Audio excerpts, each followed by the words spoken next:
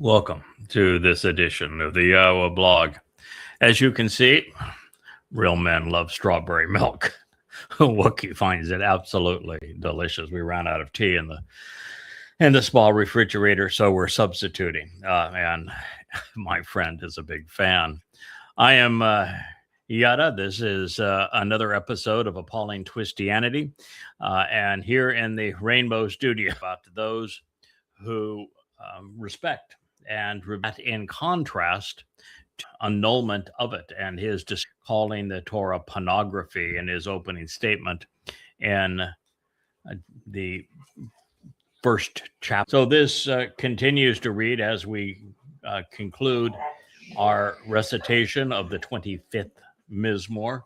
A very close and intimate fellowship with Yahowah is certain for those who respect and revere him, and his family-oriented covenant relationship he makes known to him through Yada. Now, speaking of Tob, good, there is another insight from the man Yahowah said was Sadak right, and that would be Dowd. It reads, "And then I encourage you to consider acting upon and engaging in that which is good, beneficial, moral, agreeable, generous, and pleasing as a result, and live forever." This is Mizmowr Psalm 37:27. In other words, God's view of his Torah guidance is the antithesis of Paul's. I wonder who's right when God and Paul disagree, as they do on everything. Who do you suppose is right? I put my money on Yahowah. I'll put my money on Yahowah. I'd put my soul on Yahowah. A bit more comprehensive illustration regarding the enduring merits of Yahowah's Torah is advanced in the 40th Mizmowr Psalm. And once again, these lyrics were scribed by a man whose name means beloved. He was the Messiah. He was the Son of God. He was our Savior. This is Dowd. If you want God to view you similarly, this would be very good advice.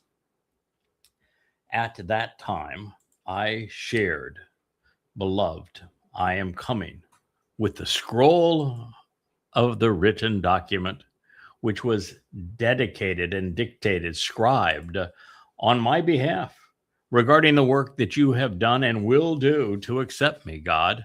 I genuinely want and willingly accept this. That's Psalm 48. He's going to designate that scroll as the Torah in his next breath. But think of that. So at that time I shared, behold, I am coming with the scroll of the written document, which is dictated and scribed on my behalf regarding the work that you have done and will do to accept me. I genuinely want and willingly accept this. He's speaking of the Torah. This is the Messiah. This is the Son of God. This is our Savior. This is the former and returning King. This is the chosen one. And he said he is coming with the written document that was scribed on his behalf, that explains the work that Yahowah has done and will do to accept him, not reject him, not condemn him, not punish him, accept him. And he genuinely wants and is willing to accept this. Your Torah, your instruction and teaching, your guidance and direction is within the midst of my inner nature. I have proclaimed the good news of vindication as a result of being right, fairly and accurately, responsively, honestly, and correctly in the great assembly and esteemed community. Behold, my lips have not restrained Yahowah. 49. Well, the man that God called right, the man that God said he personally anointed as his Messiah, the only person that God said, he is my son, I am his father, says that he's arriving before Yahowah, which would be in Shamayim heaven, carrying the Towrah, which was inscribed so that he would be accepted. Well, this absolutely, unequivocally annuls Christianity. It rips Paul's ridiculous thesis apart and tosses it in the trash. You can kiss your New Testament goodbye. Throw it away. Burn it up. Get rid of it. If you want to encounter God, if you want to enter heaven, if you want to benefit from the Messiah and the Son of God, you'd better grasp hold of his Towrah and read his instructions and teaching, his guidance and direction, and then make it part of your inner nature, just as did Dowd. It's the Towrah, which is the good news. It is the good news of vindication, not Paul's, but I, Paul, say, not the gospel of grace. This in itself, just one statement, is more than sufficient to completely obliterate every ounce of credibility claimed by the Christian religion. It's lethal for Judaism too, because it elevates Dowd to a very special status and uses Yahweh's name. You yourself know, you respect and acknowledge, you, yada, that I have not hidden or concealed your means to achieve righteous vindication by being correct in the nature of my thinking. You want to meet God, as Dowd has done? You think your way to him. And the key thing is not what you believe, it's being right. If you are not correct, you are not vindicated. And what is the first step you must take in being right? You must yada. You must come to know. I have spoken about your trustworthiness and your reliable nature, your amunah, and your salvation and your deliverance, Yeshua. So much for the Towrah can't save. Isn't that the mantra of pathetic Paul, which is why he created his new religion and his mythical Jesus, his man God who's so anemic men can kill him? Oh, Dowd says, I have spoken about your trustworthiness. He's speaking to Yahweh and your reliable nature and your salvation and deliverance, Yahweh. I have not hidden or concealed your mercy or your integrity, your honest and steadfast reliability on behalf of the esteemed community in the great assembly. Psalm 40:11. Yahweh, you will not withhold your love or your favoritism, your affection, mercy from me, your unfailing devotion, love, and favoritism. Moreover, your integrity, honesty, and trustworthiness continually protect me from harm, and they spare my life. For indeed, you are surrounding me, providing a covering for me, God. Mizmowr 42:12. The very fact that Yahweh is trustworthy and reliable means that the Talmud and New Testament and Quran are absolute trash. They contradict him in every possible way. A God whose testimony has to be contradicted, ignored, replaced, changed, upended is not one who has any integrity, honesty, trustworthiness, and is capricious. He is the opposite of everything that anyone who has ever come to know Yahweh has to say about him. Therefore, the God of the Torah, prophets, and Psalms is not the God of the New Testament, Talmud, or Quran. They are capricious deities that change everything. You cannot trust a God by any name who changes what he has previously stated and reneges on his earlier promises. But that is the heart and soul, the darkness that lurks within Christianity, Islam, and Judaism. For the entire duration of time, evil and wrongdoing will not be counted against me, and I will not witness them, though they are more numerous than I have hairs on my head. Why did he say that? To tell you that he wasn't going bald? I don't think so. What he is doing is completely repudiating Pauline Christianity, which is the only form of the religion. Paul created the religion. He created Jesus Christ. The first 14 books in the Christian New Testament were written by Paul, who even admitted that he was demon-possessed, who included all manner of rational fallacies in his letters, copious contradictions even of himself, never a single accurate citation from Yahweh, not even a mention of Yahweh's name. He didn't even quote one thing from his mythical Jesus. And he claimed that if you have a single failing within the Torah, you miss one of its rules, you're dead, that the Torah condemns you based upon getting one thing wrong, and every Christian that's ever read the New Testament knows it. It's irrefutable. That's what Paul claimed. Dowd just said the opposite. You carry around the Psalms as if they were inspired by God, and they were. And they just annulled the number one theme of your New Testament, that the Torah condemns, and if you're guilty of a single violation of it, you're guilty of the entire thing, and there is no remedy for you. That's the basis of Christianity.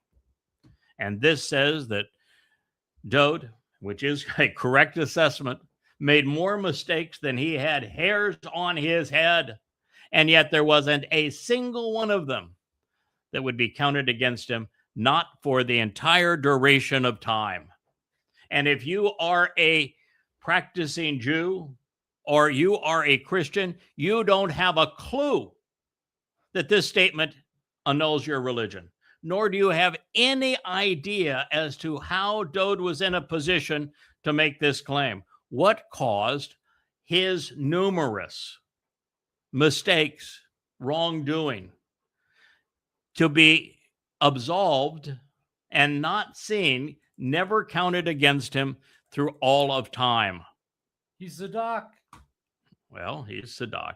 That's not the answer. But he is Zadok. Shocker that I'd miss that. Yeah, shocker.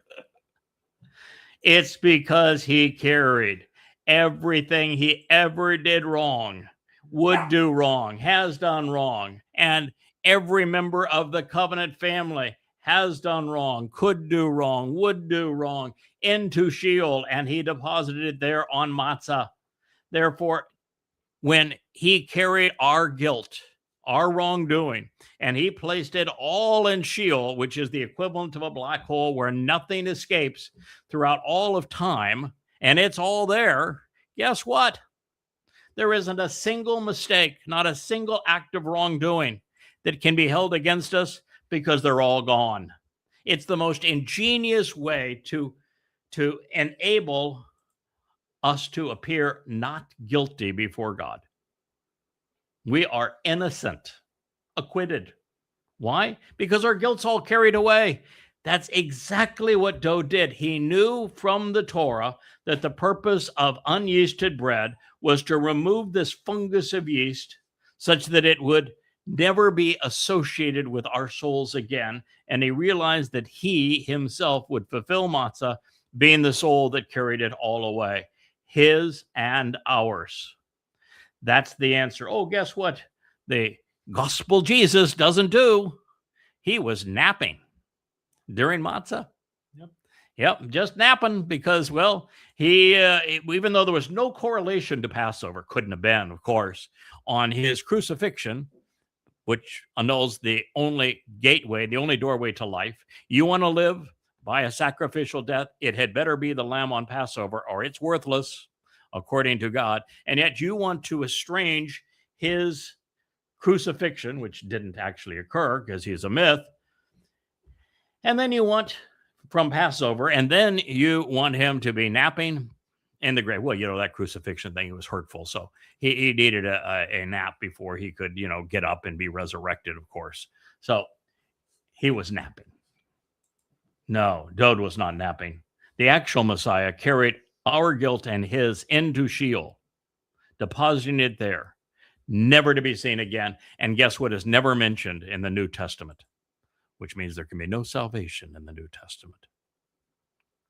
Oops. That's the answer.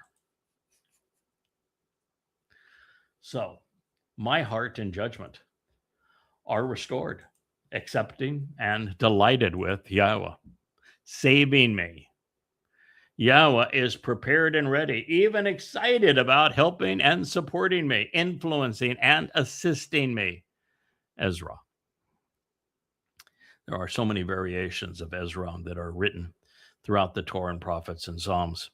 And what it says is that when it's first used, that woman was created to Ezra, man, support, influence, assist, help. And throughout the Torah, we find that God is here to influence and assist, help and support us, just as Dowd wrote in this Mizmowr song. That's a father helping his children. The most interesting, I think, use of Ezra in the inspired works of Yahowah is in the 89th Mizmowr. It's something that within a week or so I'll reach in our library studio as we are returning to the 89th Mizmowr and considering how it was revealed, when it was revealed, why it was revealed, and what the result of it was. But there, we're told explicitly that God would deploy two individuals that he had come to know and accepted, tested, and shown to be reliable, and that he would deploy two of them in the most remarkable way. And their purpose would be to Ezra Dowd and to restore that relationship, because Dowd ultimately made a really, really big goof. And he and Yahowah were incommunicado for a while. And God came up with the most ingenious way of resolving that. And that's the message of the last Mashal, the 31st proverb, as well as the 89th Psalm. And we will share that with you. But I want you to know that it's Yahowah who is the one, Ezra, who is supporting, assisting, and helping Dowd. Like Yahowah, I would rather listen to Dowd than Shaul, Paul. And nothing has changed in 3,000 years.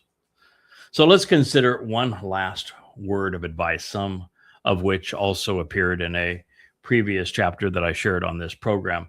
This next morsel of guidance comes from the Torah itself. Moshe is summarizing what he has learned for our benefit.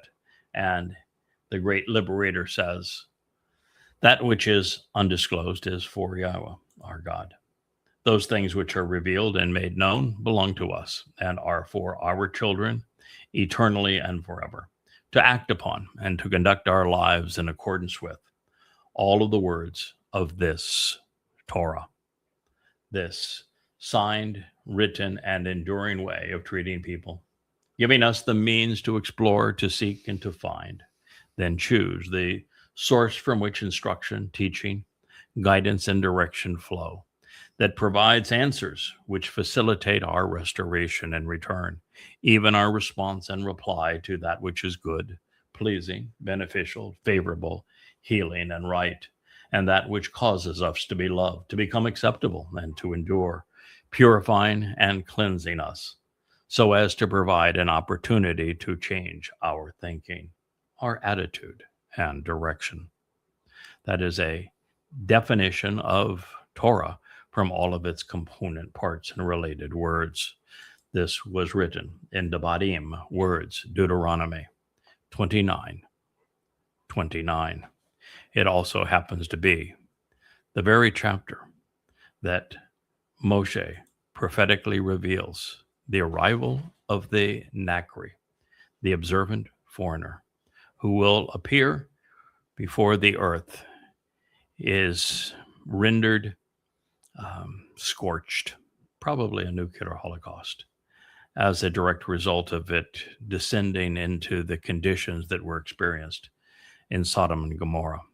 It says that the Nakri will arrive in the last days to liberate Israel from itself, to resolve the religiosity of God's people before it is too late. You're listening to the Nakar now.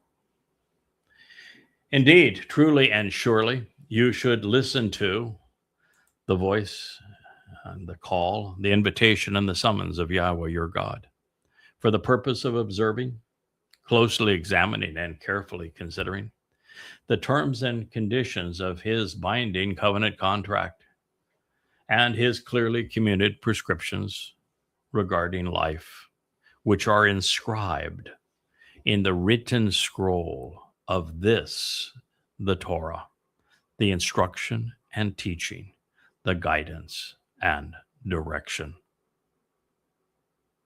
That is because you can actually be transformed after changing and be restored after returning to Yahweh, your God, with all of your heart and thinking, with all of your soul and consciousness. Dabarym 30:10. For these conditions of the agreement, which beneficially I am instructing you this day, they are not too difficult for you. They're not a hardship for you, nor are they beyond your reach. Dabarym 30:11. Indeed, the exceedingly powerful and great word of your God facilitates your approach and brings you near, enabling you to engage in a personal relationship as part of your speech, as it exists in your heart, influencing your thinking, and to engage with, capitalize upon, and celebrate him. Open your eyes, establish this perspective, and become aware. I am offering on your behalf and in your presence this day an association with the life and living, and an association that which is beneficial and productive, but also that which is associated with the death and with that which is bad, evil, wicked, harmful, and destructive. Verbatim 30:15. Because that which I am instructing and guiding you this day is for the purpose of you wanting to genuinely love and you choosing to actually demonstrate your affection in a personal and familiar relationship so as to be closely associated with Yahweh, your God, achieving this result by actually walking in his ways. It is also for the purpose of observing, closely examining, and carefully considering his terms and conditions as they pertain to his relationship agreement, his clearly communicated and engraved prescriptions of what you should do in life to be cut into that relationship, and his means to exercise good judgment and justly resolve disputes, as well as to restore your life and keep you alive, renewing and preserving your life to make you great, increasing you exponentially so that you grow in every possible way. In addition, Yahweh, your God, will kneel down, dismissing or diminishing, I should say, himself. Imagine that. Yahweh, your God, will kneel down, diminishing an aspect of himself in love to greet, welcome, and bless you, invoking loving favors upon you in the realm where relationally you are going and will be included within this named place of renown, receiving it as an inheritance. Dabarym never should have been called Deuteronomy 30:16. But if you turn in your heart and your thinking away from him, and if you do not listen and are lured away, and you bow down in worship to other gods, and you actively engage with and serve them, I am reporting the following message, a warning and verdict this day that indeed you will be utterly destroyed, completely annihilated, ceasing to exist, and not elongating your days upon the earth. I have testified repeatedly to restore and warn you in this day with regard to the spiritual realm and in association with the material world, and about life and about death. And I have freely offered, and on your behalf, in your presence, the blessing which restores the relationship, and also the curse of being abated and seen as worthless. So you should actually choose in favor of continued living, of life and renewal, of nourishment and growth, so that you and your offspring are restored, living, renewed, and spared lives. Dabarym should not have been called Deuteronomy 30:19. This is acknowledged by choosing to genuinely love, by closely associating with Yahowah, your God, by listening to his voice and his call, and by choosing to stay especially close to him. For indeed, he is the source of your life and of renewal and of lengthening your days, enabling you to dwell in the realm which Yahowah has promised to your fathers, to Abraham, to Yishak, and to Jacob, to give it as a gift to them. The Babylonian words should never have been called Deuteronomy 30:20. Yahweh's perspective, his Towrah guidance, is sufficiently clear to guide those who are seeking to know him, those who want to understand what he is offering and what he is asking in return. There is no correlation of any kind between Yahowah and anything that anyone will ever read in Shaul's, Paul's pitiful epistles. These things are life and death.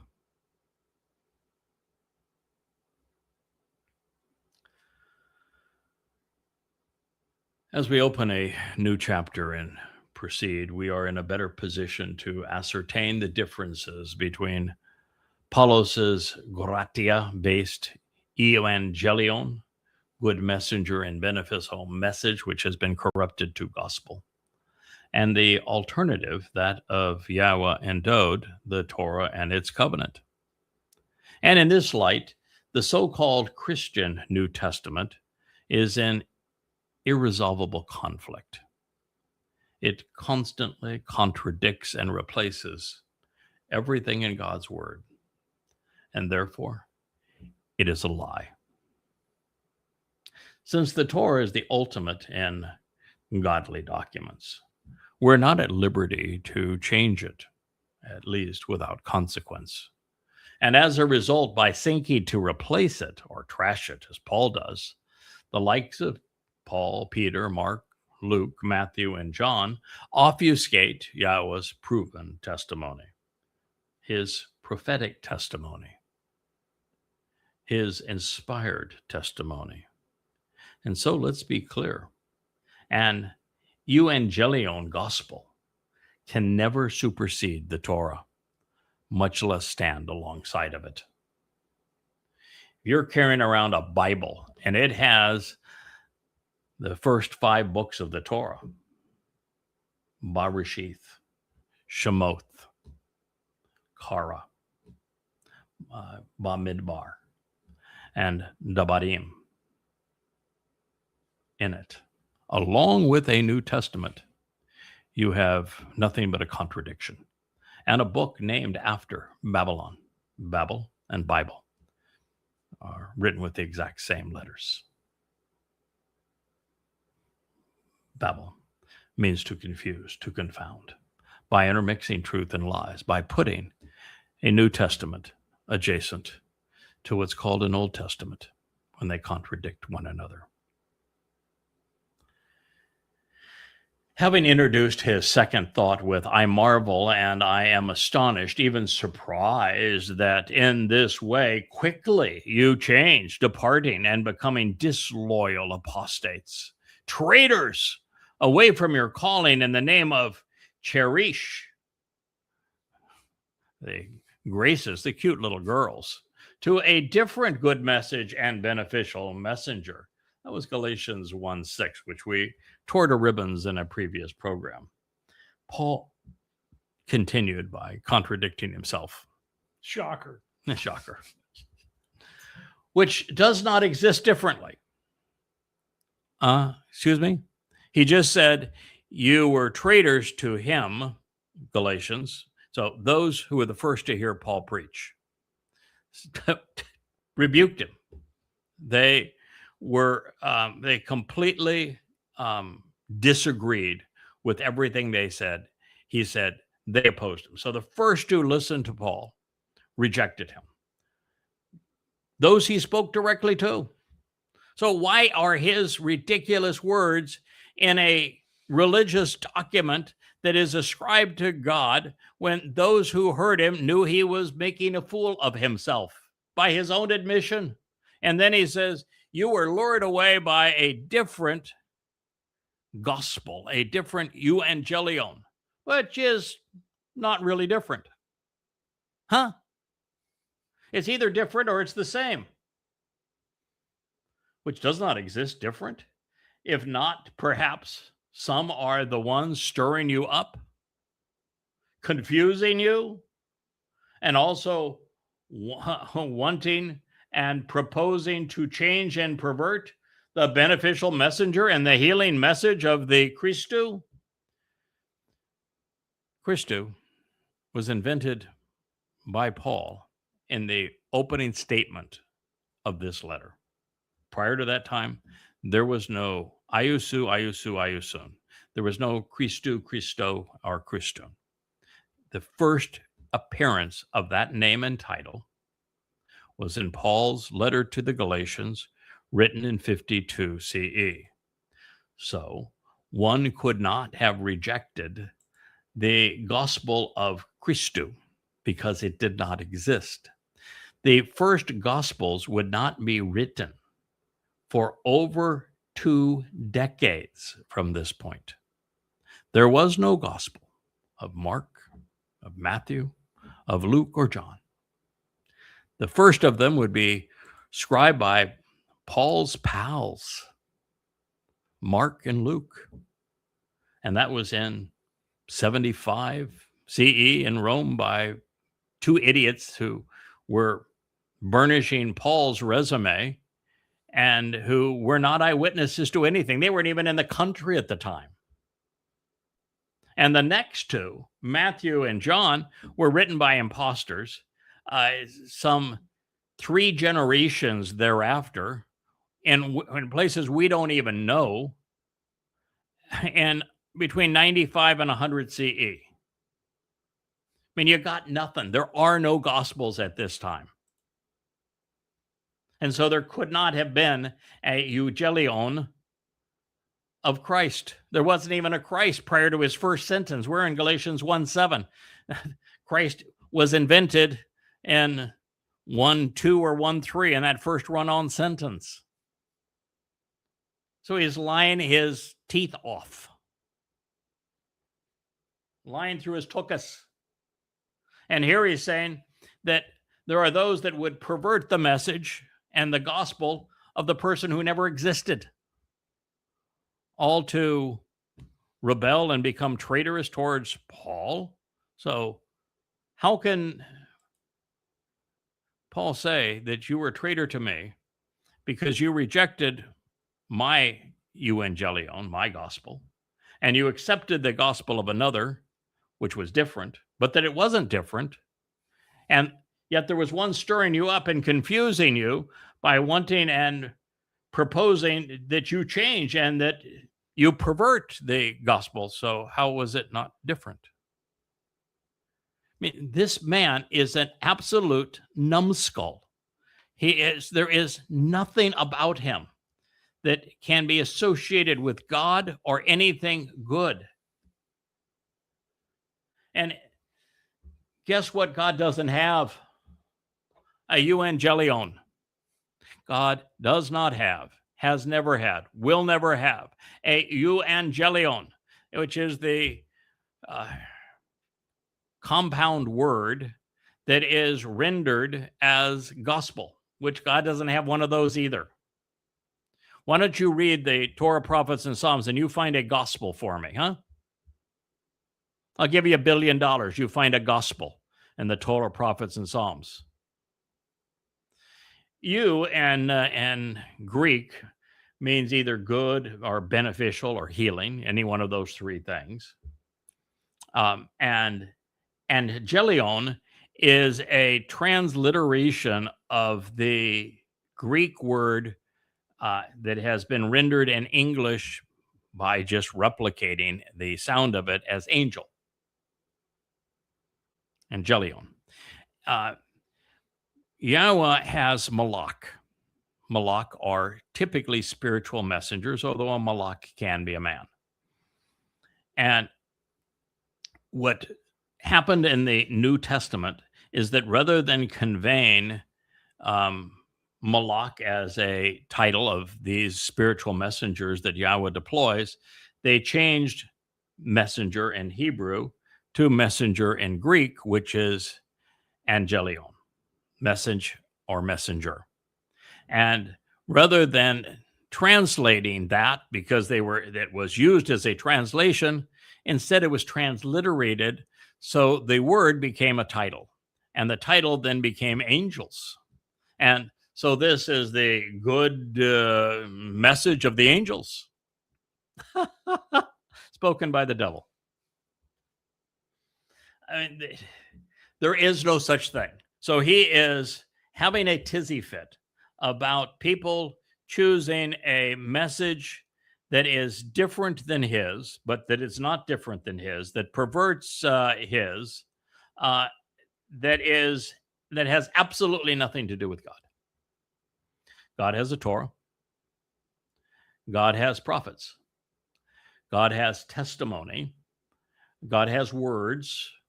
Yahowah has a covenant. Yahowah has moed, which are invitations to be called out and meet. God has many aspects to his message, but in all of that, the things that are important are Torah, teaching and guidance, moedim, which would be the restoring witnesses to the everlasting testimony. Those are the 7 annual meetings with Yahowah, also called Mikre. And he has a bareth, a covenant. He has chosen people, that would be Yisraelites and Yehudim. He doesn't have a gospel. He doesn't have a Bible. He doesn't have scripture. He doesn't have a gospel. So Paul is the one with the gospel. And by the way, there was no Christ. There is no mention of a Christ anywhere in the Torah, prophets, and Psalms. I'll let you play that game for $1 billion too. Find me a Christ in the Torah, prophets, and Psalms. There's the Messiah. But if you look at the anointed Messiah, the one that Yahowah anointed, it's Dowd. Jesus is never mentioned. You've been played for a fool if you're Christians, and you're idiots, Jews, for not being able to impugn the credibility of this religion. It never should have gotten started. But you're at fault there too, because you trained Paul to act like a rabbi and to twist God's testimony to argue against him. That's what you did while erasing his name. Paul was a good rabbi. Now, this same clause was translated in the Nestle Allen 27 edition with McReynolds in English interlinear as, "What not is other except not applicable. Some are the ones troubling you and wanting to turn across the good message of the Christ." I don't have a magic interpreting ring, so I'm not going to attempt that.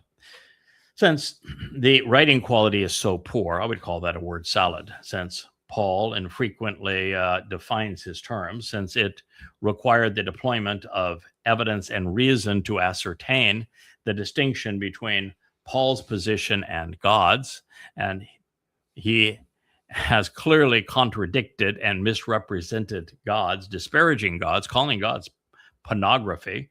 I suspect that the Galatians were scratching their heads, wondering what Paul was trying to say. Half a breath ago, he bemoaned that there were two distinctly different approaches.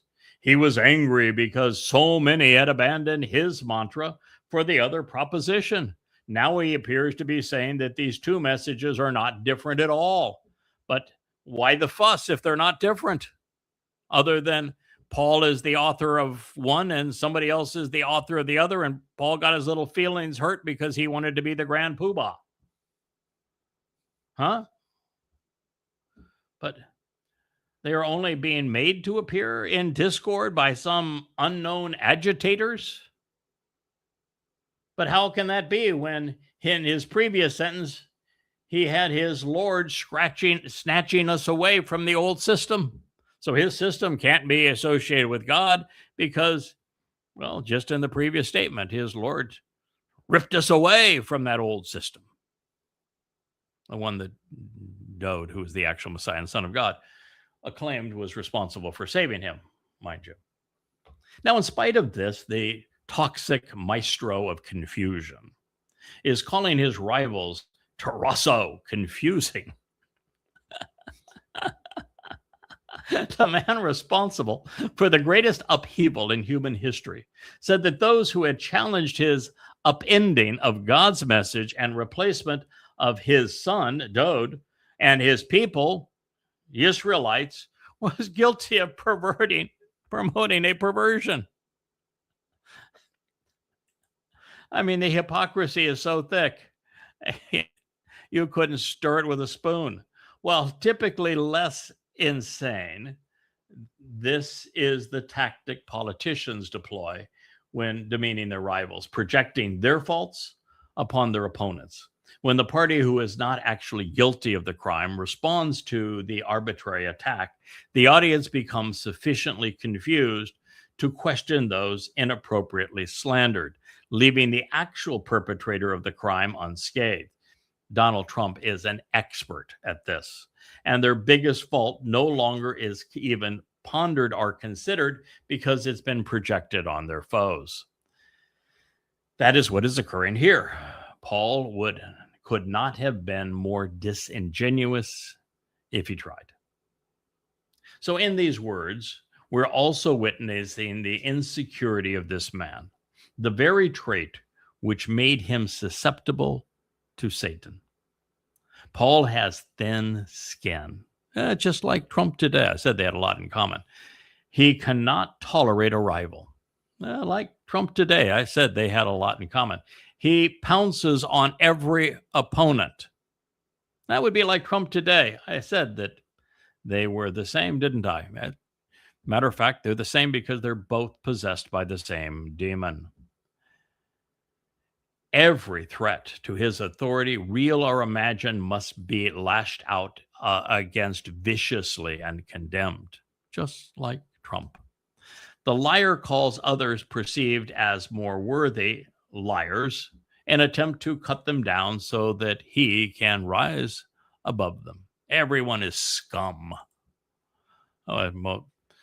Trump's most recent, I'm writing Supreme Court in lowercase because I don't respect them anymore. Yeah, they become a joke. Because they voted against him. It's so revolting. The very fact that there are MAGAs tells you just how stupid you have to be a Christian, since almost all MAGAs are Christians.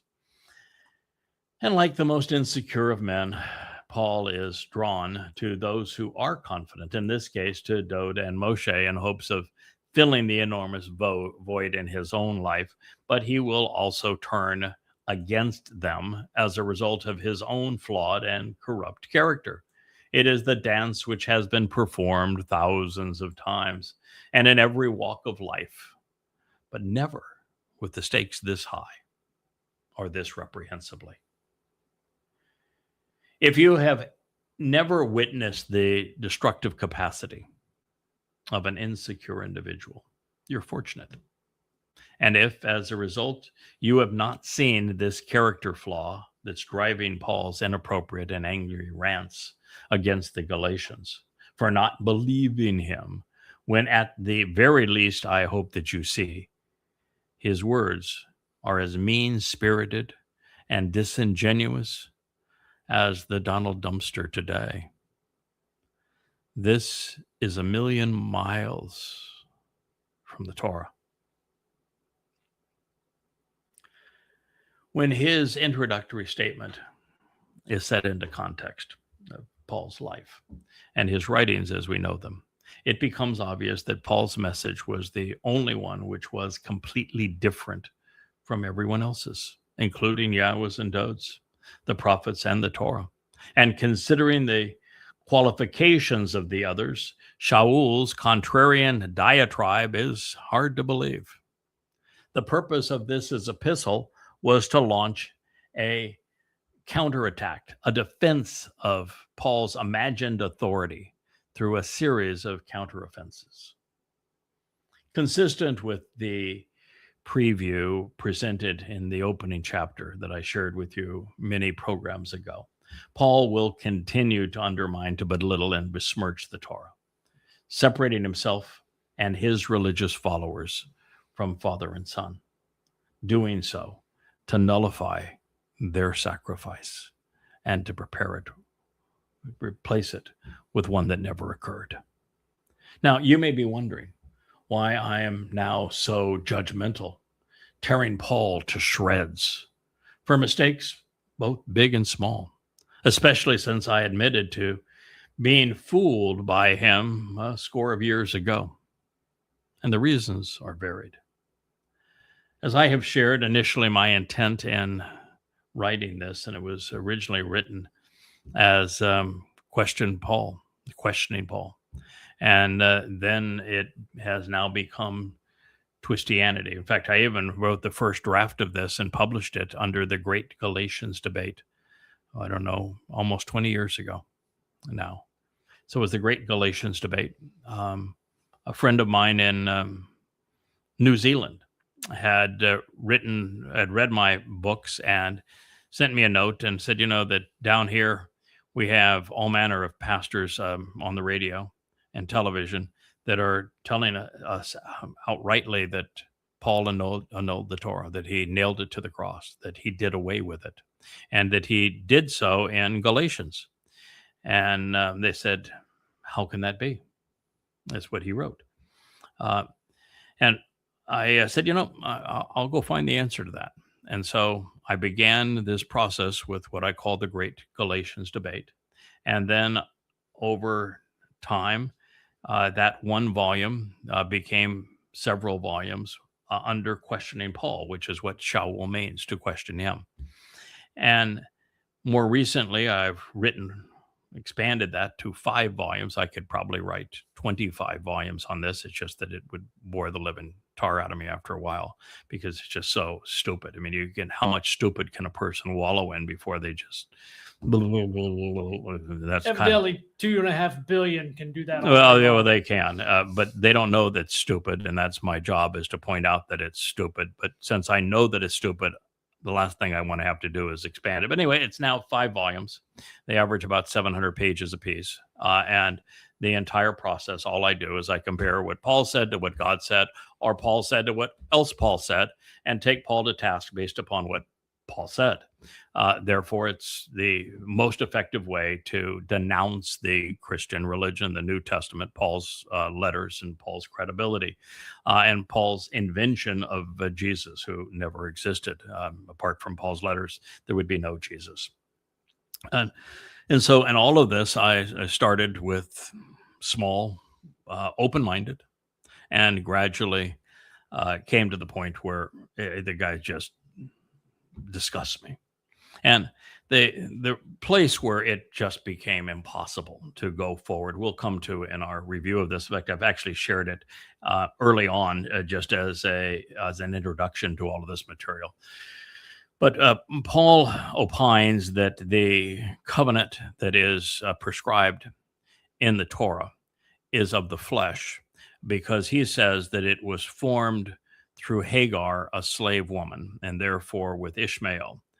And therefore it is of the flesh and it enslaves. Well, the fact of the matter is that Ishmael and Hagar, his mother, were expressly excluded from the covenant. So rather than the covenant of the Torah being with Ishmael, you'd have to be an idiot to make that claim, because God says, when Abraham says, hey, I have a great kid, Ishmael, can he be the one who inherits the covenant promises? And God said, hell no. I didn't say hell no. He said, absolutely not, unequivocally no. And we find out that that is because Yishak, the son Abraham had through Sarah, Sarah's his wife, would be the one who inherits the covenant's promises. So it is exactly the opposite of what Paul wrote. And so if you're inverting the truth to make your point, you are lying. And there was no way to resolve that. I mean, I must have read 50, 100 Christian protestations trying to make sense of this lie, and all they did was dig themselves in deeper. There is no way. The Christian New Testament is so unworthy, so easy to prove wrong, so disgusting, so filled with fallacies and contradictions and historical inaccuracy and errant quotations of God's testimony. And the Gospels were written so late, and they are written about a myth. It's just preposterous, and it completely corrupts everything that God had to say, particularly about his beloved son. So as I shared, I started open-minded, trying to find the differences between Pauline doctrine and the Torah. And my first attempt was try to resolve them, and I began doing what others have done before me. In fact, some have made it a religion of doing so. I'm looking at the posts from a Michael Rood who has gazillions of followers on Facebook, and his whole deal is to blend rabbinic Judaism with the Christian New Testament, and it's absolutely stupid. And people believe it. It's say, okay, Christianity is a lie, Judaism is a lie. Let's put them together and we'll have, a really big lie. It's astonishing what people do. Anyway, by blending rabbinic Judaism with Pauline doctrine, they call themselves messianic. But then I reached the point where I just couldn't do it anymore. I could no longer find any common ground. Yeah, Wookie's right. That tastes pretty good. The chasm grew too large. The conflicts were insurmountable. And the more I looked to Yahowah for help, the more I found him at odds with Paul. In fact, or Yahowah would call Paul out by name 666 years before he wrote this first letter to the Galatians, and call him the plague of death. So you're not going to find any support from God. Ultimately, I had to take sides. I could either be with God or with Paul. Not a hard choice for me. And while that was an easy choice, neither Yahowah nor Dowd is ever easy on those who corrupt their message. Their approach is now mirrored in this book. God is informed, rational, relentless, uncompromising, and especially judgmental. Too much is at stake for any other approach. Also, I suppose that I'm sympathetic to those who believe, as I once did, that Paul spoke for God.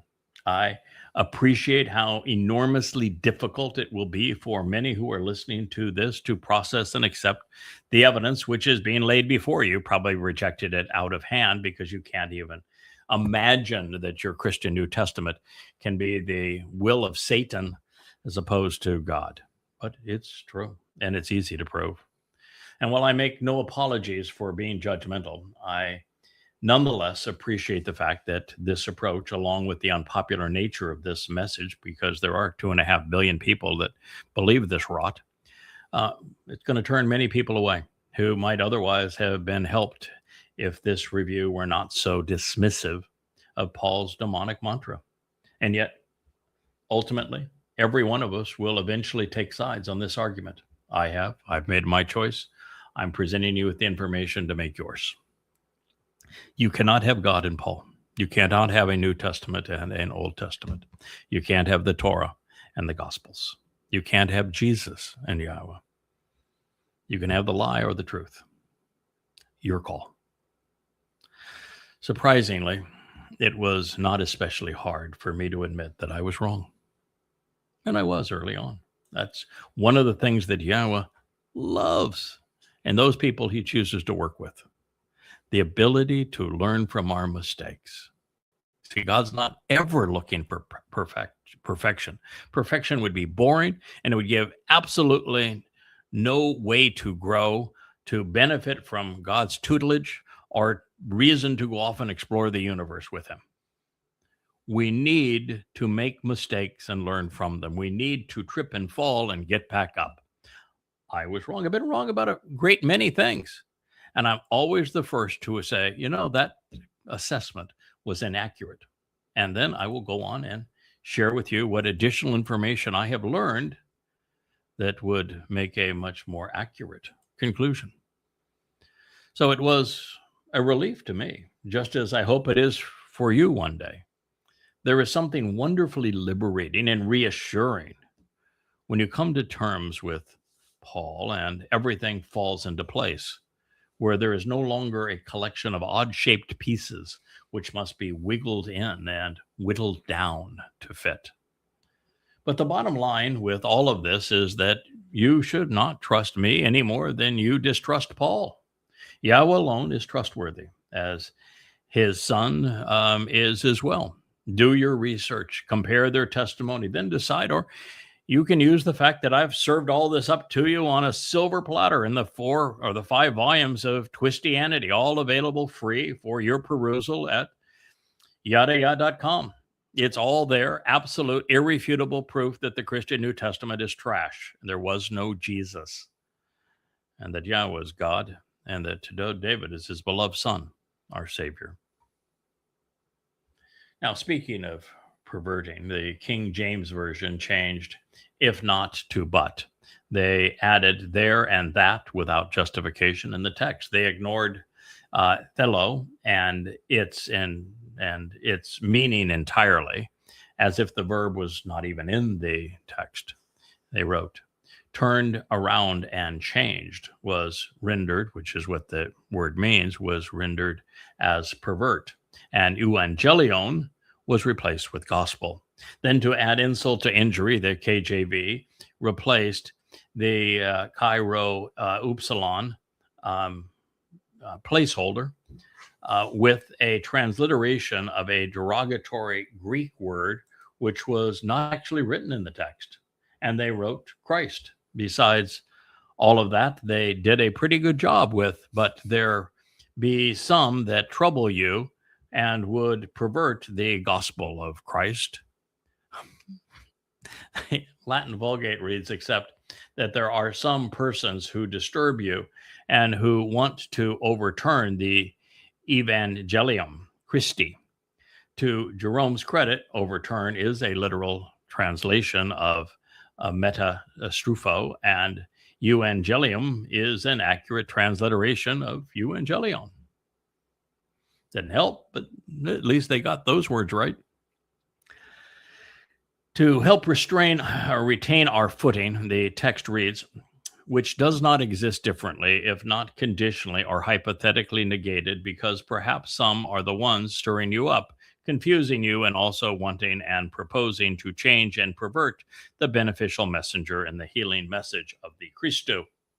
So by contrast, evidently, feeling at liberty to write whatever they wanted, the New Living Translation completely ignored the presence of euangelion in their rendering. You are being fooled by those who deliberately twist the truth concerning Christ. Yet there was not, yet was that not their indiscretion? Tarasso does not mean you are being fooled.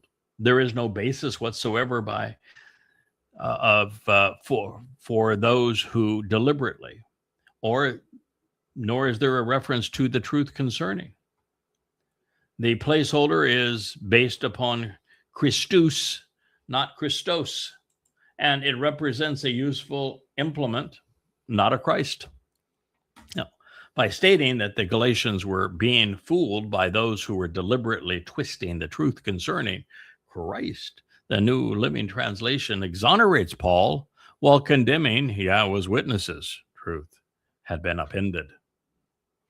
As you consider the third clause of the second sentence, keep in mind that there were two messengers who came out of heaven, one trustworthy, the other deceitful. Also note the switch from Paulos as one individual to we, and I suspect that that is because he wanted his audience to believe that he was now speaking in conjunction with his God. This is something I am particularly attuned to because I have seen it in Muhammad, who also admitted to being demon-possessed. He not only used we's similarly throughout the Quran, he positioned himself as arrogantly and egotistically, as does Paul. At the very least, if you aren't yet ready to acknowledge the satanic influence, Paul is elevating himself to the place where he and his God are now speaking with the same voice. Furthermore, he is inferring that he, as a messenger, is representing heaven, while stating unequivocally that a person will be cursed if they challenge him. But to the contrary, if we, or a messenger out of heaven, might convey a healing messenger or beneficial message to you, which is approximately the same or contrary to, even positioned alongside what we delivered as a beneficial messenger to you, then a curse exists. Me. All about me. He's Donald Dumpster. Satan. Oh my. If anybody challenges what I say, even though what I'm saying is filled with rational fallacies, filled with internal contradictions, historically invalid, written like a word salad, exceedingly egotistical, and constantly misquotes God and misrepresents his message, you challenge that and you're cursed. Well, you just got to believe, brother. He is as bad as is Donald Trump. They are mirror images of one another. Yeah. Stunning. I mean, I don't want to read that again just because it is literally stunning that somebody would write this and that one person, much less 2.5 billion, would believe him. But to the contrary, if we or a messenger out of heaven, so if a messenger from heaven says something that is similar to Paul, contradictory to Paul, or just set alongside what Paul says, then a curse exists. How is that possible? How is it possible that Paul could say that if a messenger out of heaven delivered a message set aside his or contrary to his, that a curse exists? Unless he says that the curse is on him. And you can't figure it out because you're too stupid. You're so filled with faith that your eyes are occluded from being able to see. Your mind is so full of shit that you can't think. You're constipated mentally. Is that the only excuse that you've got here? Because this is really stupid. But to the contrary, if we or a messenger out of heaven might convey a healing messenger or a beneficial message, euangelizo, to you, which is approximately the same or contrary to, even positioned alongside what we delivered as a beneficial messenger to you, then a curse exists. Galatians 1:8. It sounds like something out of Truth Social that Trump would post. I think Trump writes similarly. It is. Yeah. Trump might put more capital letters. He might have more punctuation errors, but it'd be similar. This not only screams insecurity, which incidentally manifests itself as paranoia, with everyone else seen as a lesser form of life and as a potential foe. This also is delusional, with an insatiable need to be viewed as essential and right, no matter how useless or wrong. And this time, Paul has gone so far as to say that he and his Lord are going to curse the opposition, even if the competitor comes out of heaven.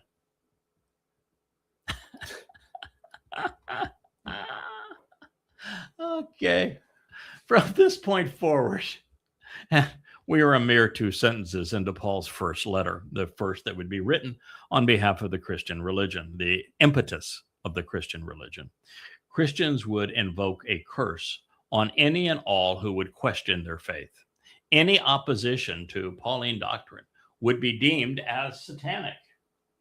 And yet, it was Satan, speaking through his apostle, who was cursing humankind with these words. Funny thing in this regard.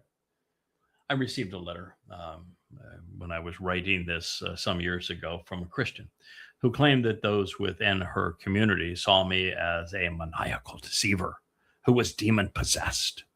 She didn't find anything in what I had written to challenge, and she took Paul's approach and slandered me with an ad hominem fallacy. And yet, in reality, Yahweh sent a messenger out of heaven to convey his healing and beneficial message. His name explained his purpose, Dowd, the beloved. His message was in perfect harmony with the Towrah, making it the opposite of what is being conveyed here in Pauline Christianity. Therefore, a dreadful consequence does in fact exist. Satan was also a messenger tossed out of heaven. In fact, all of Yahweh's Malach are heavenly representatives and spiritual messengers, although a man can also be a Malach, carry a message, be an envoy. Most are spiritual implements. However, Dowd, like us, is human with a body and a soul, although he's already lived 2 lives and will live a third. And that is not uncommon with those who serve Yahweh. Gospel Jesus is nothing more than a clever counterfeit, a replacement, a myth, which appears genuine and yet has no value whatsoever. Using Shaul in this way, the adversary has brought a curse upon himself and upon all who are in league with him. Yahweh announced this decision in the Garden of Eden, a decade shy of, well, not just 7 years now, shy of 6,000 years ago, telling us that the serpent would be cursed for having beguiled Yahweh by corrupting God's instructions. The curse that the adversary brought upon himself is now found its way into Paulus's preamble. It would be represented again in the Talmud and then in the Quran. By writing this, Paul's intent was to render any competitive message or messenger moot, especially Yahweh's and Dowd's. He wanted his audience to join him in condemning his foes, common religious practice, which would include God, of course, and his Messiah. This is akin to Islam, where Allah warns Muslims to be ever ready to attack, even slander and kill all who would besmirch the Islamic God's reputation, by telling the truth, of course. So while Allah is Satan, the wannabe God prevails by labeling his opponents satanic, and therefore confusing the feeble-minded, as has Paul. This duplicity confuses people because most cannot fathom why Satan would oppose Satan, as he appears to do in both Christianity and Islam. But the moment one considers who Satan is and they contemplate what he wants, the answer becomes obvious. Halal ben Shakar, as he is named in the 14th chapter of Yeshaya Isaiah, does not want to be known as Hasatan, the adversary, but instead as the Lord God. He wants to be worshipped as if he were Elyon, all things pursuant to the influence of God.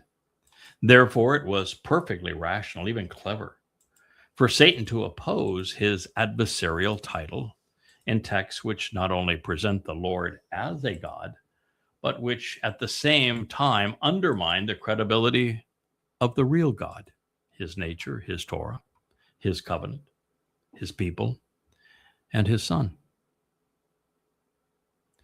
When the verb euangelio is changed to a proper noun and it becomes gospel, as it is in the case with the King James Version, we're left with nothing but a curse. But though we or an angel from heaven preach any other gospel unto you than that which we have preached unto you, let him be accursed. In this verse, the author of the King James changed Allah to but, as if Shaul selected D to begin the sentence.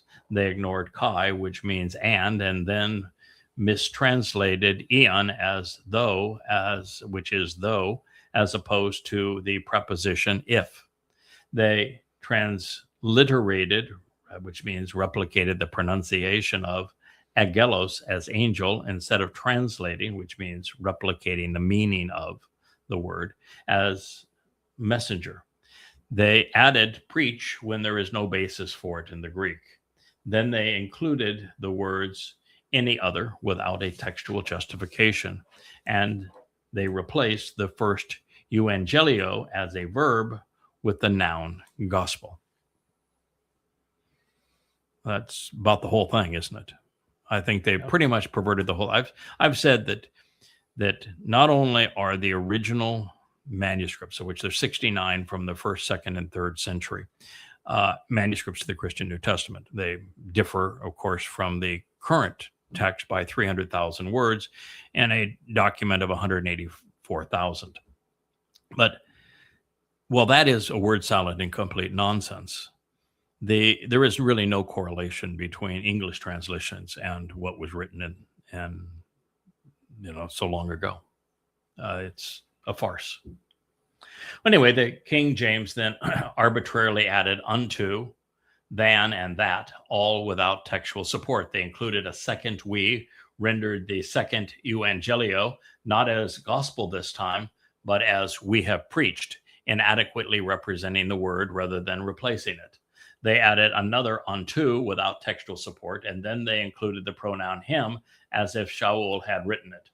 Since there is very little association between what Paul said and the King James Version and what they published, it's easy to see how people have been misled by their product. So that it is fresh in your mind, Paul actually wrote, but to the contrary, if we or a messenger out of heaven conveys a healing messenger or beneficial message to you, which is approximately the same or contrary to, even positioned alongside what we have delivered as a beneficial messenger and announced as a healing message to you, then a curse with a dreadful consequence exists. Dreadful and deadful seem similar. I don't know why I tripped over that, but a curse with a dreadful consequence exists. If you're looking for someone with perfect diction, then you're not going to much like listening to God, because he does not value perfect diction. He doesn't value perfect anything. He values being right, being loyal, being supportive, being observant, being responsive, and being reliable. If you have disposed of your King James Version for a New American Standard Bible, the translation, which claims to present a literal rendering of the oldest Greek and Hebrew manuscripts, I'm sorry to be the bearer of bad news. It is as in little more than a revision of it. Even if we or an angel from heaven should preach to you a gospel contrary to what we have preached to you, he is to be accursed. It's not what he wrote. To transliterate agelos, the issue here is that the verb euangelio was rendered as preach to you a gospel. the first time it appears, which was in time, the exact same verb appears. It was simply rendered as preach, as if one of many Greek words for speak, but it's not. Curse let there be, the New International Greek. But even if we or an angel from heaven should preach a gospel other than the one we preach to you, let him be. The common dissimilarity from the words Paul affirms that these translations are actually revisions of one another. The Nilt, which we have truth made clear, reads kind of out there. Well, preaches good news would have been a slightly more accurate translation of the first occurrence of euangelion, demonstrating that the words themselves are irrelevant to their presentation. They translated the second euangelizo differently this time, without any reference to different kind or good news, or even the same, even though the same exact word appeared twice in the text. Further, the sentence order in the New Living Translation was reversed, and God's title was outed without textual support. In so doing, the passage now infers that God is the one cursing a specific individual or a group of individuals, as opposed to the contrarian message existing as a curse. Christian theologians are deliberately being inconsistent because gospel and good news are central to their theology. Christendom is based upon these concepts. It is as critical and as errant as the doctrine of the Trinity in this regard. We find the following in Jerome's blend of old Latin manuscripts. But if anyone, even we ourselves, or an angelos from heaven, were to evangeliate other than the one we have evangeliatomos to you, then let him be anathema. Okay. Once again, we find evidence that Jerome wasn't to blame for the corruption of euangelizo, but he was in treatment of his personalizing of the curse. These translations, of course, all affirm that Paul wanted his rivals to be cursed, and his opponents were those whose message was contrary to his own. As we will discover as we make our way through his letter, Shaul's rivals and his prophets, Dowd and his people. And while they all to Paul's, and that is the bottom line. So we will return to Paul's testimony, continue to rip entire credibility of everything associated studio. We thank you for listening. I hope you enjoyed this broadcast. Good day. Hey there, thanks for tuning in. Catch Yao on our next podcast.